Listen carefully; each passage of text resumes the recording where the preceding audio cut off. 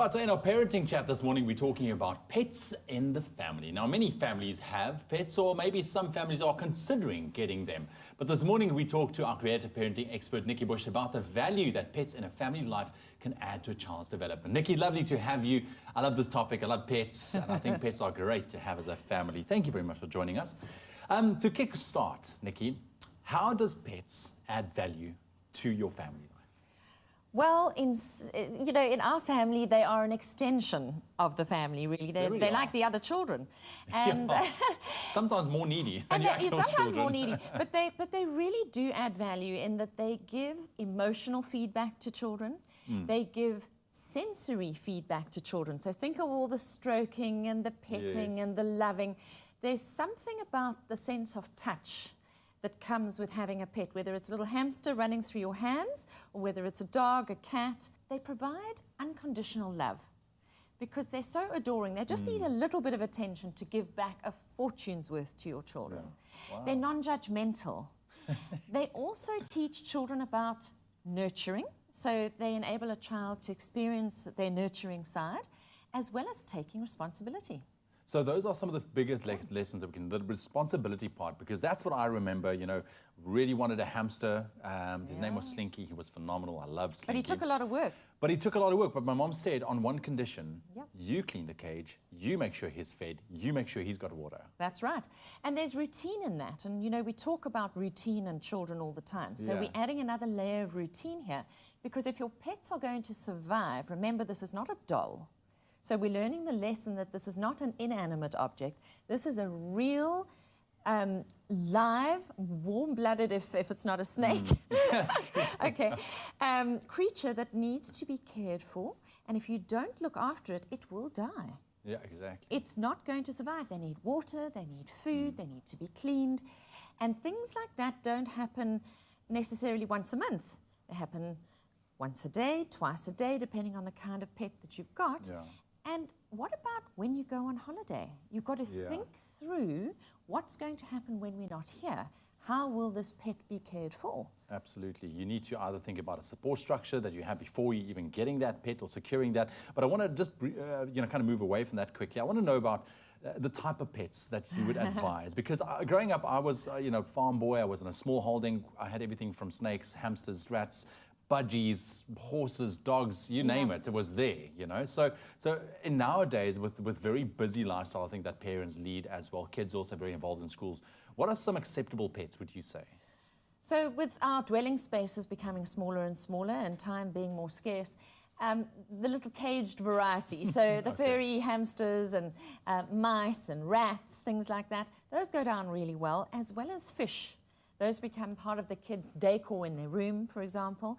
Whether they're just simple goldfish in a bowl. Yeah. And that was probably one of the first little pets we got after we'd had dogs. And it was a big adventure. I remember using it as a little reward for my son getting through the first day of grade 1. Wow. Was at the end of that first day, he got to go and choose 2 goldfish and a bowl.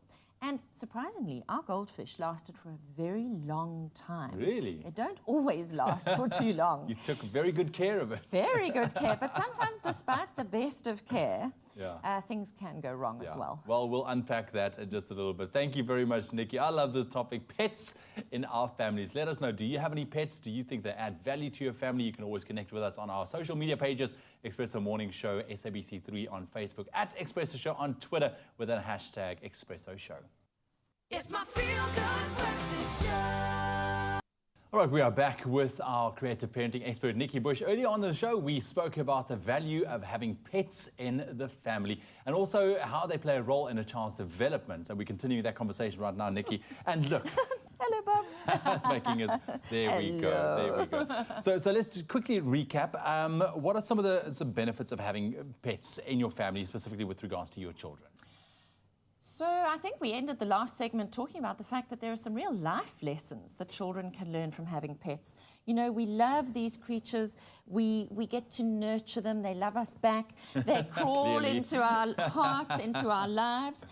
And it becomes a real relationship. Yeah. And so we have to also realize that these relationships also come to an end sometimes. Yes. So, you know, we've had goldfish die, we've had hamsters die, we've put down 3 dogs, you know, over the years. How do you deal with that? Because that is difficult. And I've put down 2 of my dogs previously as well. And it really is such an emotional thing to go through, you know, as an adult as well. But I can only imagine for a child who is so connected to that dog or that cat or maybe even that hamster or Yeah. goldfish, how do you as a parent go about that? Because you know it's inevitable. It's going to happen at some point. It's going to happen. So it's kind of a kind of dress rehearsal for what happens in human life in a way. So kids get to go through the emotions and they get to experience the fact that eventually it does get better again. We do find meaning in life again, even, you know, after a while, after our pets have passed away. It's also the time to introduce rituals. Where, you know, what happens when your pet dies. So if it's a goldfish or a hamster or a mouse, you can very easily do a little ceremony in your garden where you bury them and you do lovely words and you throw rose petals and you light candles and you do all those sorts of things. Obviously, when it's a dog, sometimes they're too big and you have to have them cremated or taken away. And that's tough. It really is tough. But death is also an inevitable part of life.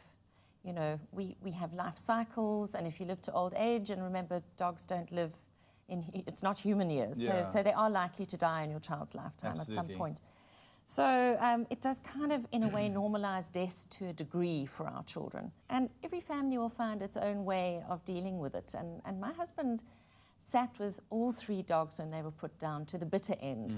And that was, you know, his way of caring. And my eldest son said recently, you know, with Dad not being here anymore, it's going to be me who takes the next dog to be put down, you know, because he's taught them to have empathy.